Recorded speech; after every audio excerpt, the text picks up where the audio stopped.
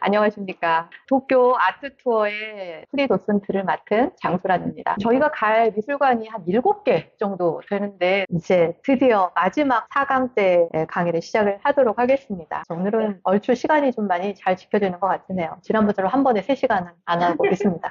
자, 아까 도쿄도 미술관 호암 미로전 이제 1부에서 말씀을 드렸고 2부에서는 미쓰비시 1호관 박물관 르누아르에서 3장까지 말씀을 드렸고 3부에서는 서양미술관 말씀을 드렸고 이번에는 아더스라고 이름을 붙였습니다.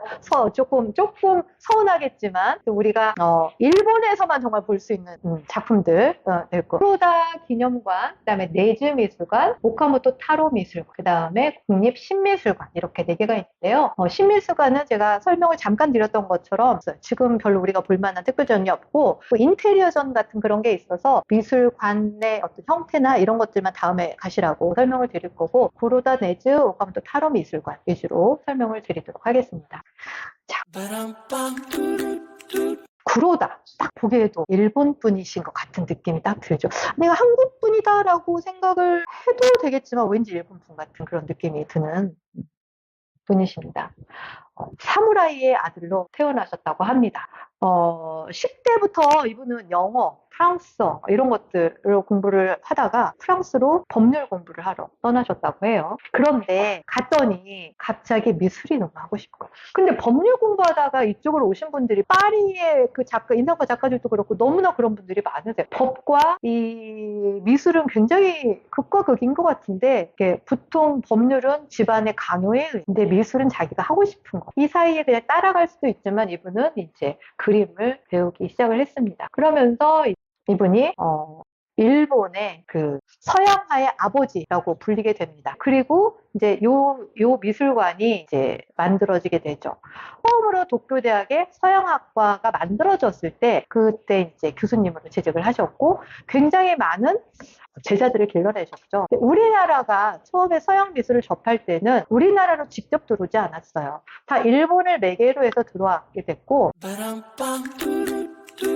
우리나라에 요즘 이제 근대 미술에 관련된 근대 미술 55주년이 돼서 작품전들 굉장히 많이 하고 있거든요. 뭐 국립 현대미술관부터 해서 그다음에 뭐 현대 갤러리, 뭐 현대 화廊, 그다음에 지금 그 현대미술관 덕수궁점에서는 초현실주의, 우리나라 초현실주의 이 근대 작가들을 굉장히 많이 조망을 하고 있는데요. 그분들의 굉장히 많은 분들이 다 일본에서 공부를 하시고 서양화를 거기서 배워서 가지고 오신 분들입니다.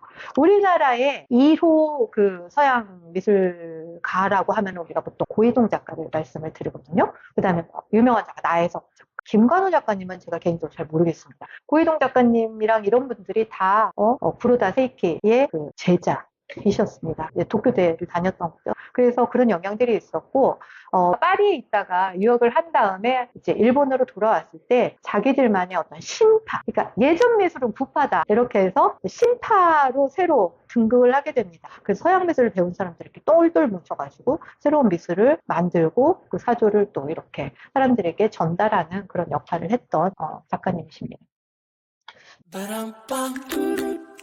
미술관에 가면 2가지가 있어요. 하나는 그러니까 상설전에는 작품이 딱 4개가 걸려져 있습니다. 그 다음에 이제 특별전에는 이제 매번 이렇게 상설이 아니라 가지고 있는 작품들을 교체하는 그런 작품전인데 이제 요 관은 상설전이에요. 작품이 딱 4가지가 걸려져 있는데 그러니까 하나는 작품이 3개짜리가 한꺼번에 이렇게 있고 그 다음에 나머지 3개의 작품이 있어서 걸려져 있는데 지금 이렇게 보시면은 그 안에 내부의 어떤 구조는 이런 식으로 되어 있습니다.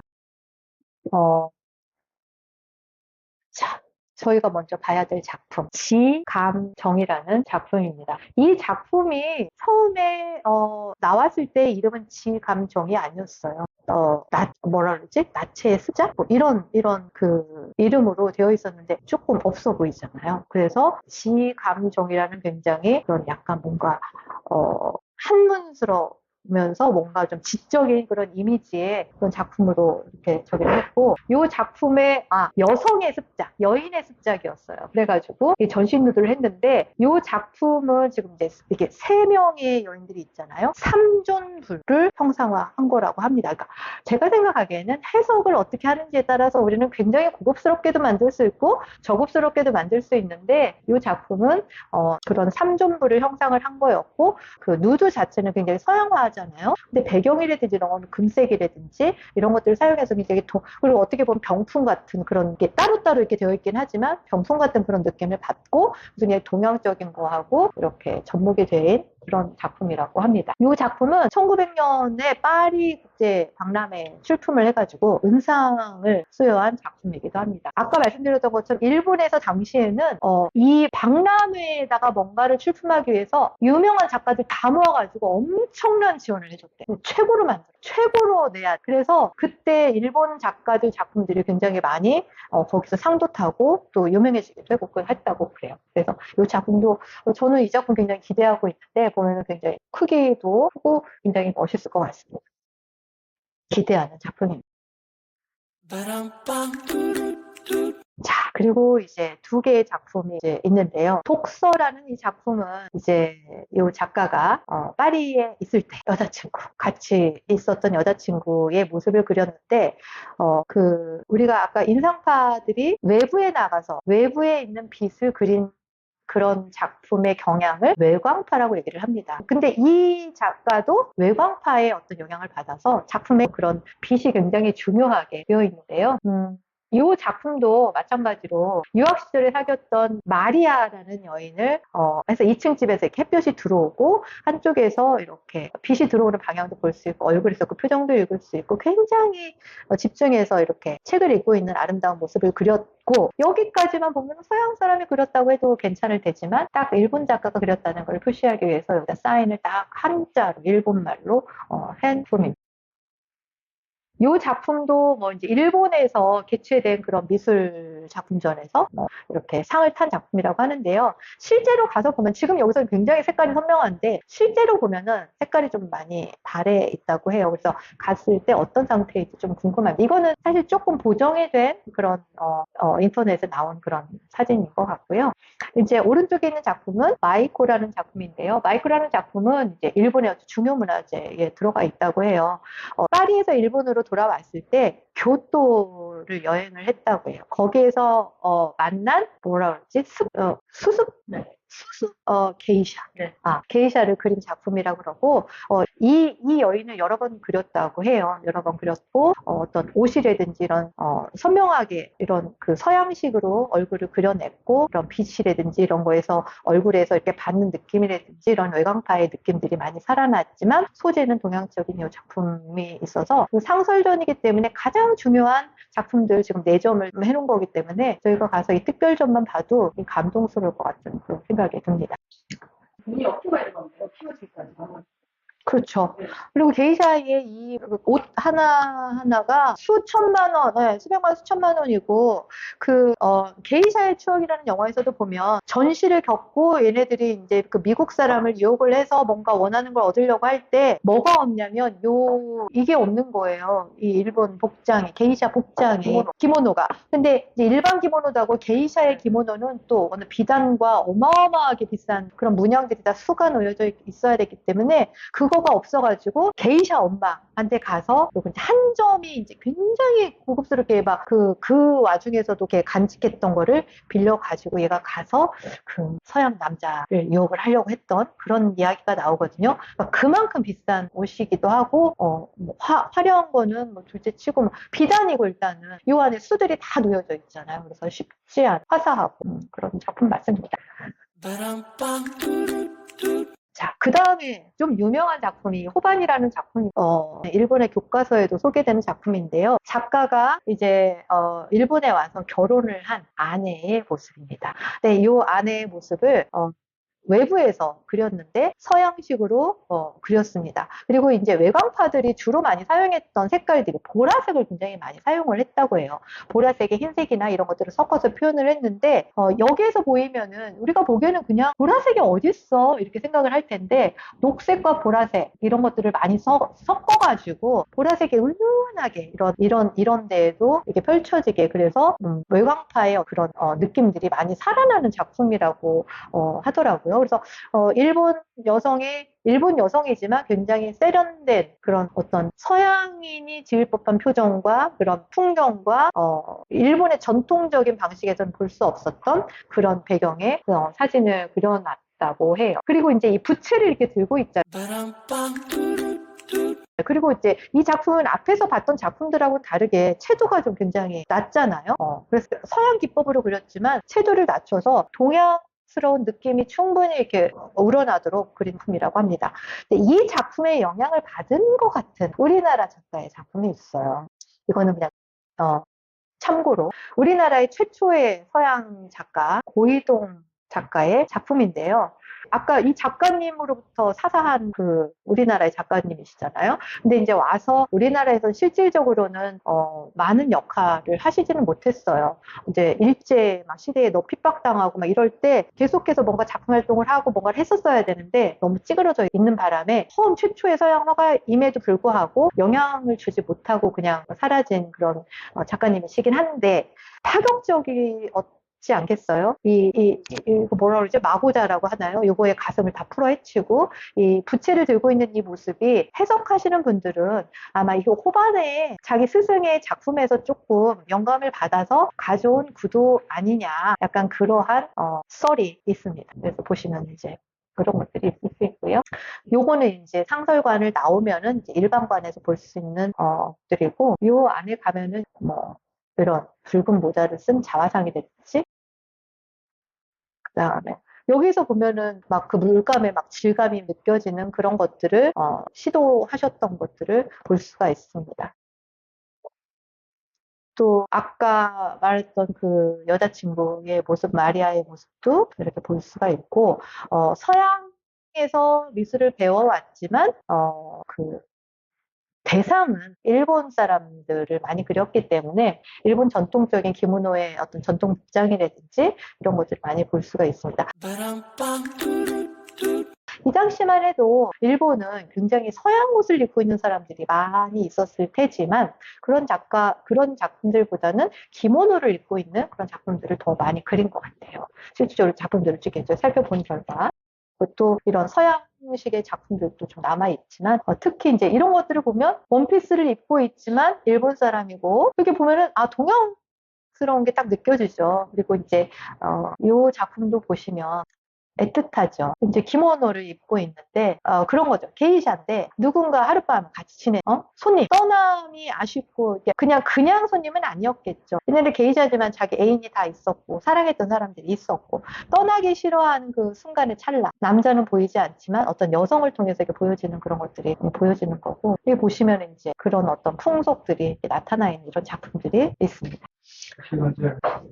고이동 보면 이제 타이틀은 서양화가인데 이게 나이 먹으면서 50살 때는 다 이제 우리 이제 이런 쪽으로 변해야 돼. 그러니까 이제 조금 더 서양화를 배웠으면 이제 조금 더 그런 어떤 기법이라든지 뭔가를 발전시켜 나갔어야 되는데 벽을 일으키지 못하고 그래서 고이동 작가에 대한 이야기는 별로 재조명이 돼도 재조명될 게 별로 이렇게 많지는 않은 작가로 알려져 있어요. 그러니까 뭔가 센세이션을 일으키지 못했다. 최초였으면 뭔가 영향력을 엄청 끼칠 수 있었지만 그러지 못한 화가님으로 평가를 받고 있죠. 고이동 사가가 나와요. 아, 그래요? 그 안에 몇 년 전에 그 미술관으로 만들어서 너무 좋아서 우리 번개 한번 칠게요.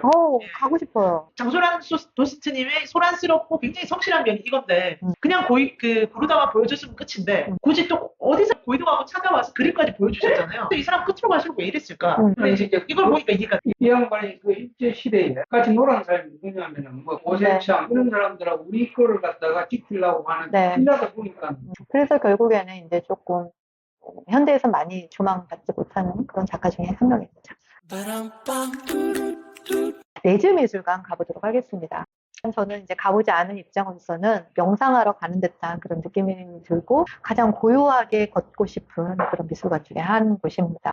자, 네즈 가이치로의 컬렉션을 보존하기 위해서 만들어진 미술관인데요. 전쟁 당시에 보존된, 그러니까 이 당시에 이 작품들을 보존했다는 것 자체가 너무나 훌륭한 일인 것 같습니다. 왜냐면 전쟁통이었고, 물론 자기들이 처음에 공격을 했지만 나중에는 막 공습이라든지 뭐 이런 것들에 의해서, 그리고 그 전쟁 물자를 대기 위해서 일본 사람들도 뭐 고생을 많이 했겠죠. 뭐 전쟁을 하면 당하는 쪽도 힘들지만 그 국민들도 힘들잖아요. 그런데 그 상황에서 이 작품들까지 이렇게 우리나라의 왜 이종섭 작가 작품들이라든지 많은 작품들, 우리나라의 아주 귀중한 문헌이라든지 뭐 그런 고문서들, 이런 것들이 우리나라 전쟁 당시에는 불쏘시개로 다 쓰였거나 아니면 이렇게 벽지에 막 바람 들어오니까 그걸 막는데 막 다 쓰였대요. 그래서 너무 안타깝게 그때 거의 소실이 많이 됐다고 그래요. 우리나라 문화재들도. 근데 사람이 사는 일이 더 중요한 거기 때문에 이제 그 당시에도 마찬가지일 텐데 이게 지켜졌다는 것 자체가 조금 굉장히 그쪽에서는 자랑스러운 일이고, 일본에서는. 그래서 국보가 7점, 중요 문화재가 93점, 주요 미술품이 95점, 한 7,600여 점이 네즈 미술관에 지금 이제 소장이 되어 있고, 이걸 한꺼번에 다 전시를 하진 않겠지만 이제 이렇게 수장고에서 뭐 순회를 하면서 전시를 하고 있다고 합니다. 미술관 만들어지는 거는 그냥 단순하게 미술관이 문제가 아니라 작품을 보존하는 일, 그 다음에 그거를 관객에게 보여주는 유지 관리를 하는 일이 어마어마한 일이라고 그래요. 그래서 우리나라에서도 뭔가 아주 유명한 작가들이야 뭐 서로 모셔가려고 하지만, 그렇지 않은 작가들은 이 작품을 어떻게 할 것인가가 굉장히 큰 숙제라고 그래요. 자식들에게 잘못하면 큰 짐을 지어줄 수도 있는 일들인데, 요 작가는 이제 워낙 그 돈이 많으신 분이시기도 하시고, 그다음에 그래서 이제 주니어가 이제 이런 것들을 하고 나라에서도 뭔가 지원이 되지 않았을까 싶은 그런 분이십니다. 네즈 미술관을 보시면 이 장면을 보고 저는 너무 가보고 싶다. 네, 이거를 딱 처음 봤을 때, 이 길을 정말 보고 싶다. 그 생각을 정말 많이 했어요. 요즘에는 좀 정적인 그런 곳에 좀 가고 싶더라고요. 복잡하고 막 이러니까. 정원들도 보면은 보고 싶다. 그래가지고 네즈 미술관은 뭐 다양한 작품들이 있겠지만 정원이 저희가 봐야 될 거의 키포인트 중에 하나이기도 하고, 재단이 설립된 거는 40년이고 지금 원래 이곳에 네즈 가문의 저택이 있었던 곳이래요. 근데 이제 41년에 이제 미술관으로 개관을 했는데, 미술관으로 개관을 하고 나서 전쟁이 난 거예요. 그러니까 그 당시에는 거의 다 파괴가 됐다고 합니다. 그래서 이때 갤러리라든지 정원이라든지 이 안에 4개의 다실이 있거든요. 다실 같은 경우는 다 파괴가 됐다가 이거를 다시 개관을 해서 한 게 전쟁이 45년에 끝나잖아요. 근데 46년에 개관을 다시 합니다. 그래서 미술관 시설을 확장을 하고 다시 이제 지금의 형태를 갖춘 게 64년이에요. 그래서 이게 지켜졌다는 게 굉장히 또 가보고 싶었던 외관, 네. 거기 코마켄고 얘기 혹시 안 하시나요? 저 코마켄고는 이제 되게 일본적인 대나무나 뭐 그런 전통을 되게 잘 살려가지고 만든 건축이라서 전 세계에서 인정받은 작가입니다. 지금 잠시 읽어드릴게요. 네. 이 키워드를 어떻게 뽑았냐면 접속의 건축이라고 해놨어요. 그래서 이 대나무 숲 통로를 딱 보는 순간 으악 하면서 미술관 안으로 들어가는 거잖아요. 근데 그 바깥에 있는 공간이 아오야마 지역인데 거기는 지금 명품 막 네, 공들이 엄청 많이 있기 때문에, 그래서 공간 이동을 시켜주는, 그러면서도 접속을 시켜주는 건데, 바깥쪽에는 살아있는 푸른 대나무를 심고 안쪽에는 대나무를 잘라서 촘촘히 이은 노란 벽을 세워서 마주보게 했단 말이에요. 그리고 그 사이로 길을 낸 거죠. 이게 인공과 자연을 나란히 배치한 듯한 조합이고요. 시끌벅적한 도시 공간에서 자연으로 빠져들기 위한 준비운동처럼 보인다. 쿠마가 실제로 한 거예요. 네즈 미술관을 설계하면서 내세운 키워드는 접속이다. 일단 아오야마 지역의 남북을 잇는 거고요. 네. 그다음에 푸른 산이라는 이름의 뜻답게 아오야마는 남쪽과 북쪽 끝에 넓은 숲과 녹지 공간을 가지고 있다. 그래서 남단과 북단의 숲이 이 네즈 미술관이라는 완충 장치를 통해서 접속이 되는 거다. 그리고 미술관과 도로가 맞닿은 지점을 콘크리트 벽을 쌓은 게 아니라 대나무 울타리로 저렇게 막은 거예요. 국보도 있고 수많은 문화재가 있기 때문에 뭐 보안과 경비 문제 엄청 고민했어야 되겠지만, 그래도 담벼락으로 미술관과 외부를 단절시킨 게 아니라 부드럽게 접속하는 그런 구멍이 숭숭 난 대나무 숲이 되는 거고, 두 번째 접속은 건축과 대지 사이에서 이루어진대요. 요즘의 미술관들은 전부 다 실험성 전위적인 형태를 내세우지만 여기는 야빼 지붕으로 세운 일본의 전통적인 2층 가옥이 연상되고요. 또 지붕이 건물과 땅 사이를 접속한대요. 지면을 향해서 완만한 경사로 내려오는 지붕이고요. 네. 그래서 미술관이 정원 속의 야트막한 언덕의 일부처럼 느껴지는 자연스러운 스카이라인이 형성돼 있고요.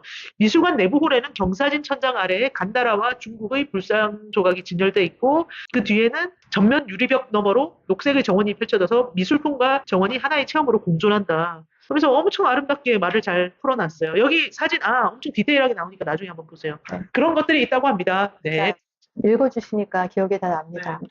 가장 인상 깊었던 거는 아까 그 말씀해주신 것 중에 한쪽에는 대나무, 그 죽은 대나무잖아요. 한쪽에는 살아있는 대나무. 이런 것들이 쫙 연결되어 있는데 하여튼 이 길이 딱 사진으로 봤을 때 정말 매력적인, 그러니까 우리가 너무나 모던한 그런 건물들은 많이 보는데 딱 봐도 굉장히 동양스럽고 굉장히 일본스럽고 굉장히 정적인 것이 느껴지는 그런 미술관이어서 여기가 너무 인상적이기 때문에 제가 이제 아침에 오픈다운 해가지고 이 풍경이 아무도 없을 때 딱 가려고 하고 그걸 위해서 미리 한참 걷는 거예요. 네네.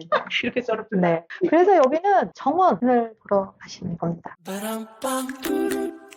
그래서 정원에 우리가 볼 수 있는. 그래서 갤러리는 이제 되게 뭐 들어가시면 1층과 2층, 그래서 갤러리 전관들이 쭉 있는데, 일본에 있는 제가 그 미술관들을 주로 살펴보니까 연결성들이 좀 좋은 편이고, 사실은 이제 메트로폴리탄이나 이런 그 서양의 조금 큰 미술관에 가면 지도에 체크하지 않으면 다닐 수가 없어요. 이게 일쭉 돌면 되어 있는 게 아니라 들어갔다 나왔다, 들어갔다 나왔다, 이쪽 갔다 나왔다, 체크하지 않으면 절대 다 볼 수 없거든요. 근데 이렇게 그렇게 큰 미술관들이 아니어서 그런지 그냥 따라서 이렇게 가보면 될 수 있게 동선이 많이 짜져 있더라고요.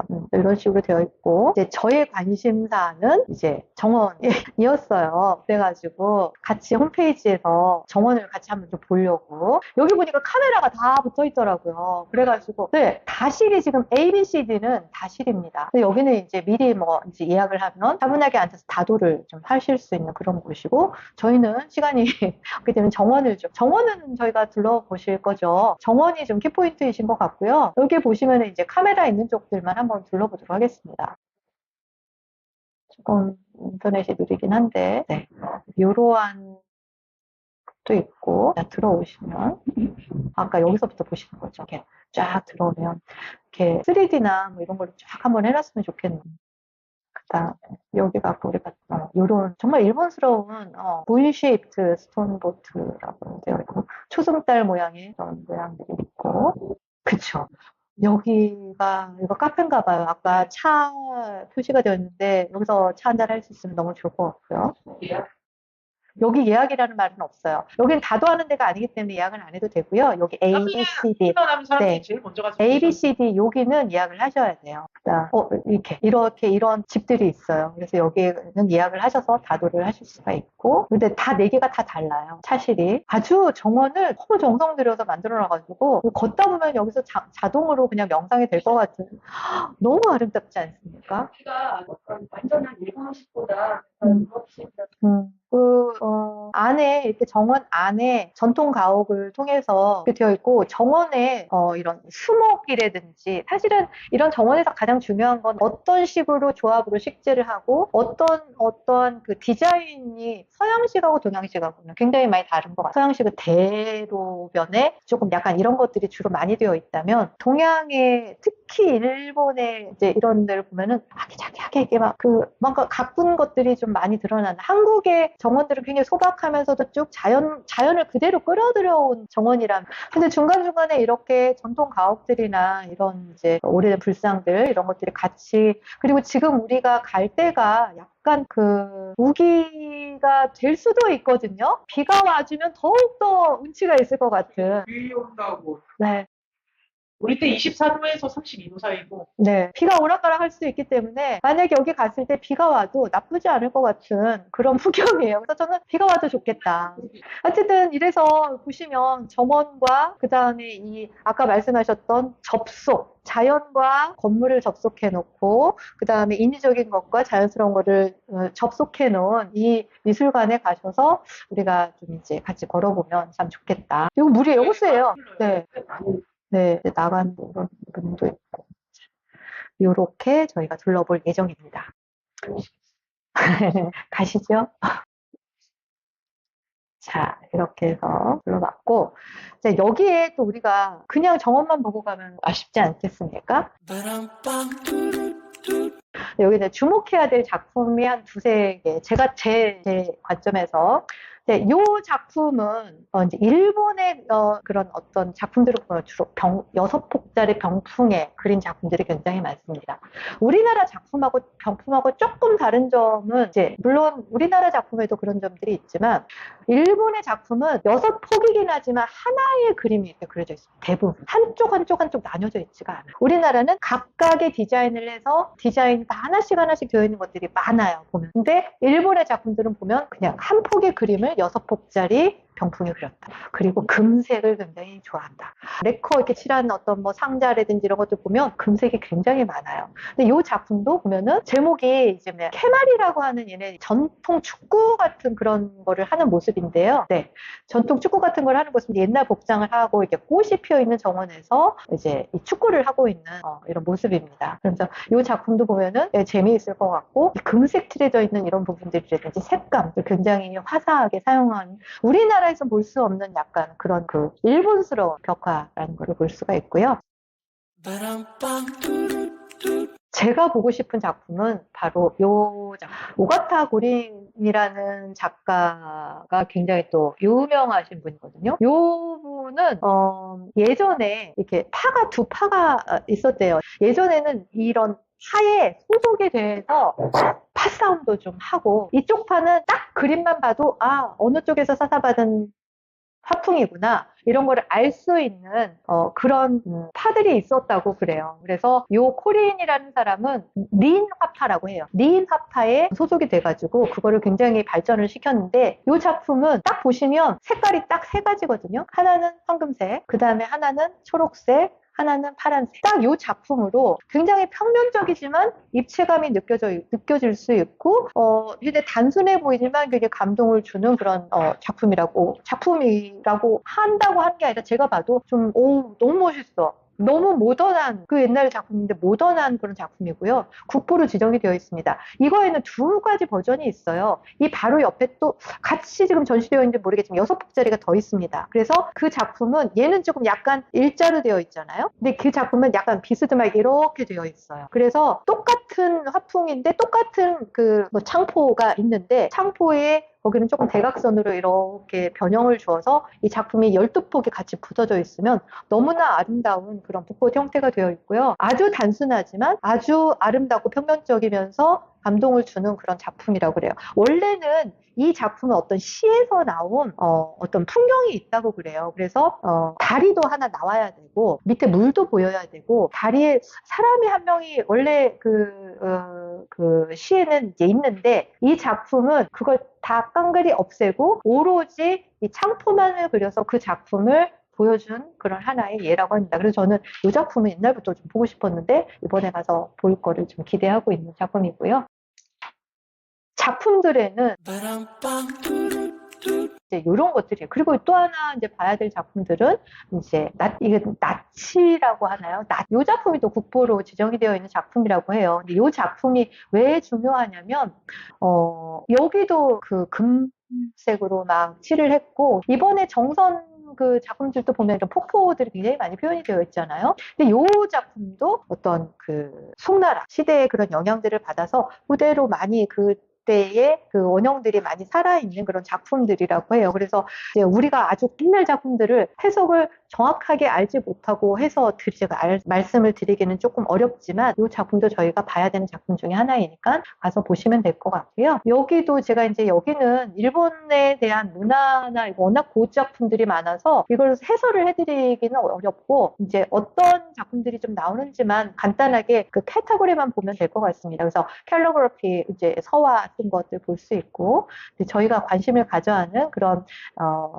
이제 페인팅 쪽인데 아까 말씀드렸던 이제 국보로 지정되어 있던 이거 나치폴하고 그 다음에 아까 추구하는 그거 하고 그 다음에 요 릴 아이리스 요 부분을 좀 집중적으로 해서 보시면 될 것 같습니다. 그리고 이제 불상이 있고 여러 가지 어떤 이런 그 독일이라든지 뭐 이런 작품들은 보면은 우리나라 국립중앙박물관에 있을 법한 작품들이 굉장히 많이 있고, 사실 우리나라 문화재는 어디에 제일 많이 있냐면 일본에 가장 많이 보유를 하고 있습니다. 우리나라에 있는 분청사기 우리나라에 몇 점 없습니다. 일본과 서양 쪽에 거의 가 있고, 불상도 마찬가지입니다. 일본에 거의 가 있고, 우리가 좀 중요하다 생각되는 작품들, 자수 작품들, 뭐 모든 작품들이 일본에 제일 많이 보유가 되고 있습니다. 그래서 좀 슬프지만 가끔씩은 일본에서 특별전으로 저희가 빌려와서 우리나라 작품들을 보고 다시 돌려보내는 경우들이 많이 있는데, 여기에는 뭐 한국 작품들이 있을지는 모르겠는데, 가서 저는 좀 자세하게 좀 한번 보려고요. 그래서 저도 여기 가면 한국 작품들이 좀 얼마나 있는지, 뭐 백제나 뭐 아니 고려시대 작품들 굉장히 많이 가 있을 거고, 조선시대 작품들 어마어마하게 가 있을 것 같거든요. 그래서 네, 그런 작품들 가서 좀 그런 안타까움들이 있는데, 그런 것들을 좀 볼 수 있을 것 같아요. 이런 작품들이 내지미술관에 가면은 라는 것만 좀 보여드리도록 하겠습니다. 자, 오카모토 타로. 일본의 가장 아방가르드의 뜻이 뭔지 혹시 아시나요? 아방가르드. 우리가 아방가르드 하다라는 거는 뭘 화가님이 계시니까. 화가님 아시나요? 아방가르드는, 불란서어로 가드는 가드예요. 가드. 그러니까 앞에 서 있는 가드. 군대 중에서 아방가드를 먼저 보내는 거예요. 전위. 먼저 가서 탐색하고 폭탄도 먼저 맞고 지뢰도 먼저 맞는.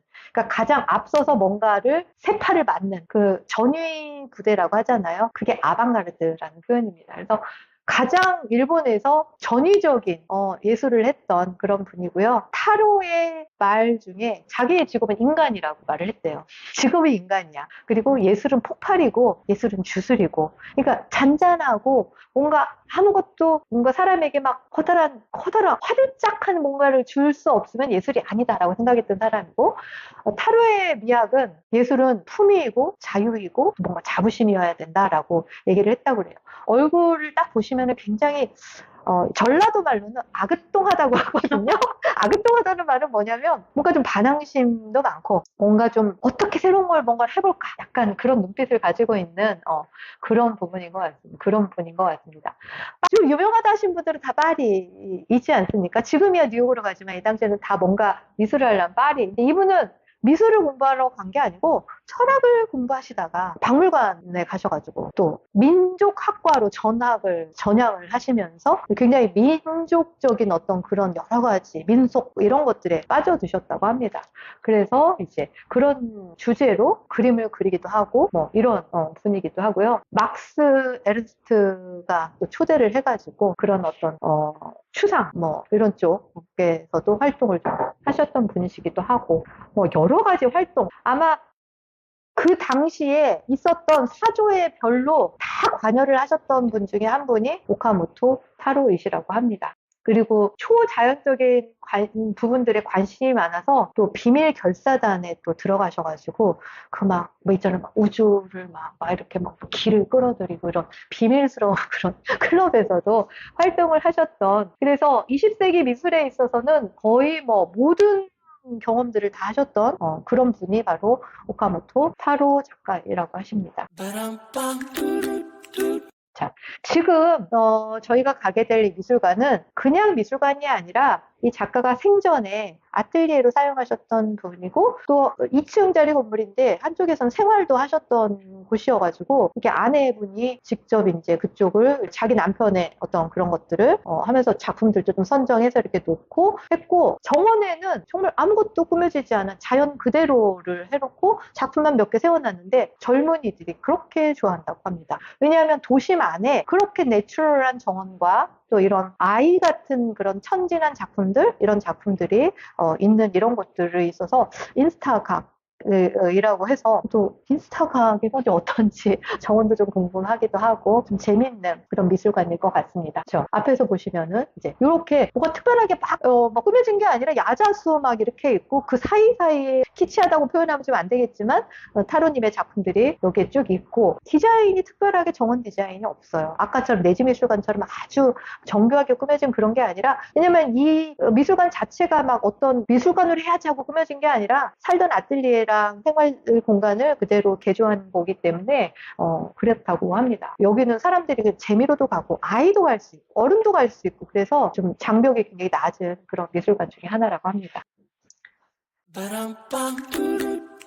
지금 이 작품은 전철 안에 지금 설치되어 있는 벽화인데요. 이 작품은 오카모토 타로가 어디에다가 설치를 했겠죠? 근데 이 작품이 사라진 거예요. 행방이 묘연했었어요. 그래서 아무리 찾아도 없었는데 이 작품이 2003년에 이 작품의 출처를 알 수가 없었는데 멕시코에서 발견이 됐어요. 그래가지고 이 작품을 찾아서 이제 협상을 해가지고 뭐 돈을 주고 뭐 다시 가져왔겠죠. 그래가지고 이걸 다 해체 작업을 해가지고 요거를 다시 다 들고 와서 지금 일본의 어떤 그 전철에다가 이거는 지금 원자폭탄이 떨어지던 순간에 어떤 그 느낌? 그런 막 폭발하는 뭔가 썸띵을 그린 그런 작품이라고 해요. 그래가지고 시부야 전철역에 이렇게 설치를 했다고 합니다. 그러니까 가시면은 이제 시부야의 통로에 이렇게 영구 설치를 했다고 하니까 거기에 가시면은 이 작품을 볼 수가 있습니다. 근데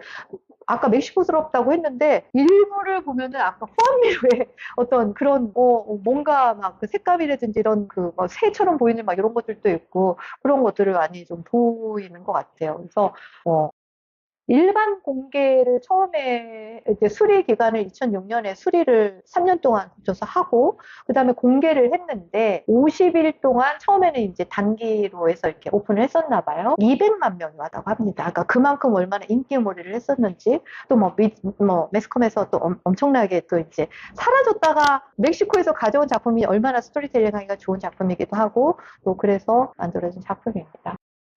그리고 2011년에 오카모토 타로 탄생 100주년 기념 이제 전시가 도쿄 국립 근대 미술관에서도 있었고요. 또 NHK 드라마 타로의 탑이라는 드라마가 이제 타로의 어떤 이런 그 작품이라든지 이런 생애에 대한 이야기들이 나왔다고 하니까 한번 보고 싶더라고요. 뮤지엄을 보시면 작품들이 이것도 제가 그냥 뭐 아까 보였던 정원, 그다음에 아뜰리에 모습이 그대로 아뜰리에로 사용됐기 때문에 그대로 남아 있고요. 이제 생전의 모습들의 그런 방들이 그대로 볼 수가 있어서 그리고 이제 작품들은 이런 식으로 굉장히 어두운 이제 방에 전시가 쭉 되어 있고 모습을 보시면은 약간 피카소 닮았고 또 뭐 미로도 닮았고 마티스도 닮았고 여러 굉장히 화사하고 그다음에 이런 이제 무적 쇼에 가면은 이런 작품들을 팔고 있는 곳입니다. 그리고 또 이렇게 외부에 설치되어 있는 작품들이 굉장히 많더라고요. 그래서 이 작품은 젊은 시계대라는 이제 스키야바시 공원에 있는 작품인데 이 작품을 수리를 할 때 공개를 하면서 사람들에게 이 작품 수리하는 것들을 보여줬다고 그래요. 그래서